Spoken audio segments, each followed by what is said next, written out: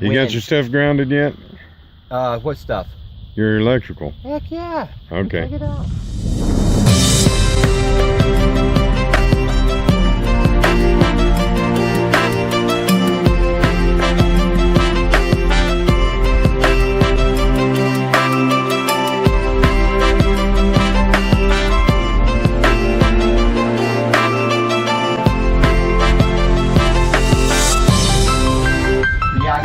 I got the box grounded. I got it grounded to the box. Nice. I got it grounded to the main.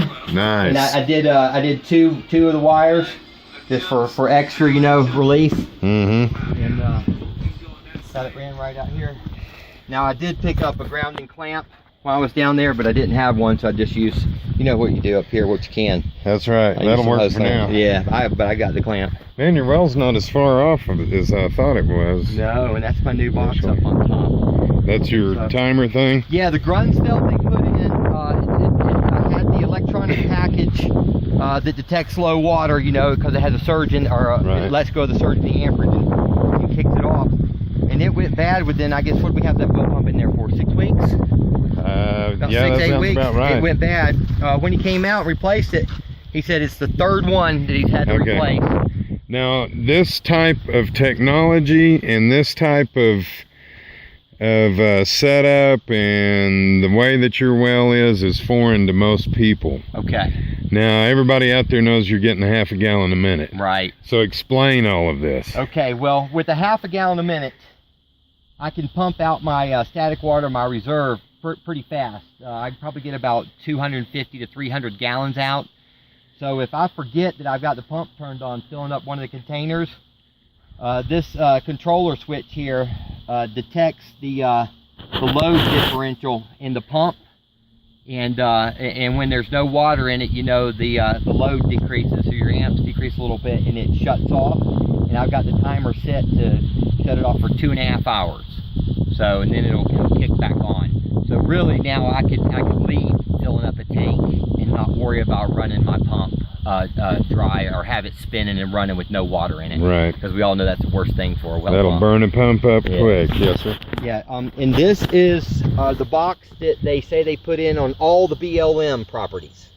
So he says it's tested. Okay, so now some people, you say BLM, they're going to think Black Lives Matter. What's BLM? Bureau of Land Management. It's another one of those wonderful government services where they actually take our lands and lease it out and keep the money for their own coffers.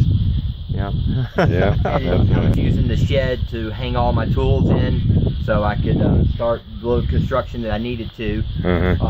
Winter started coming on a little faster. We're not going to get a foundation poured. We're not going to be able to build a small house this winter, so we're going to convert the shed into a cabin, which I'm doing at this time. So I had to take all my tools out, and I got another one of these tarp garages from Tractor Supply. Took the 4x4 posts, ran them down the middle, hung my pegboard up, so at least the majority of my stuff is hanging, so I can get to it.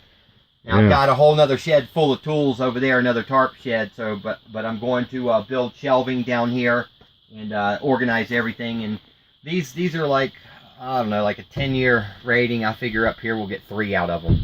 Yeah, because the UV's pretty strong up here. So I understand that this is completely temporary, but it has to be done like this. I like the way you've got your wall built down the middle. It's just set on posts and. Yep.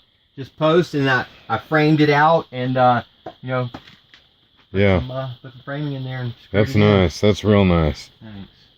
It'll be nice and organized. I actually have a couple shelves in here, a couple benches that I can actually do some electronics and do some of the work that I love to do. You're like me. You wanna get that soldering iron out and make a circuit or two. Yes, I do. It's getting there. And your internet's been working good except for that one day.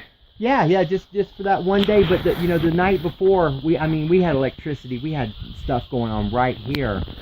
I couldn't find my instructions for that, but I know every time at night I see the red light on, so I know we're transmitting good. And I think you and I realized that was like a peak signal. Right. And yesterday, all we had was green, and at night all you could see was the green lights, no red.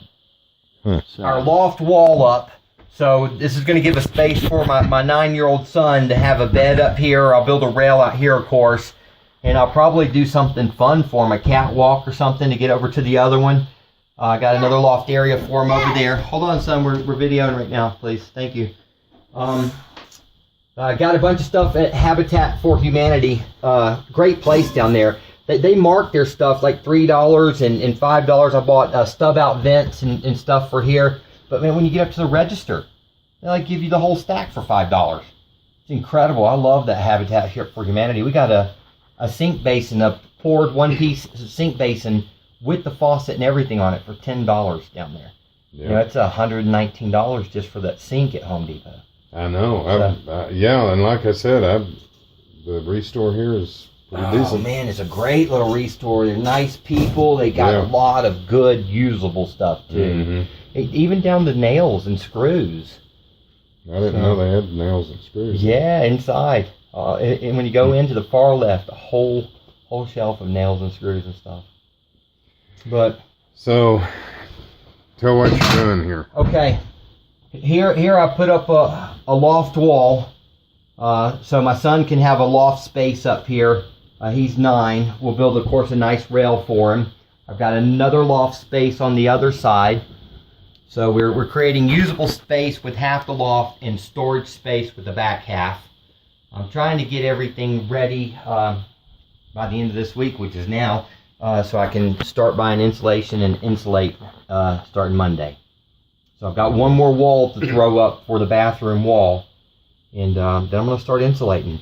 Now, I'm running into a little situation. That's what I wanted some advice from you on, is aesthetics I really like. So I'd like to do half wainscoting on the walls and half drywall. But then, of course, I'm in that we got finances to work with. So I'm thinking about doing the upper half drywall, or just buying the wainscoting first and then putting some plastic over the insulation until I can until next month I can buy the drywall. So that's probably the way I'm going to have to do it, because I want it to look really nice when I'm finished. You know, I could just do it all drywall, but with 3 children, I like something strong on the base area. So, but it may end up being all drywall. It'd be quicker. Yeah, it'd be quicker. Yeah, it might end up being drywall. So, and then just maybe do a trim board or something. But she's getting there, isn't she? Yeah, it's looking good, man. Thank you. Thank you. That's it for this week's video. Thanks for watching, and don't forget to subscribe to my channel. See you next week, or next month, or whenever I get to it. I always answer questions, whether posted publicly or privately. See you then.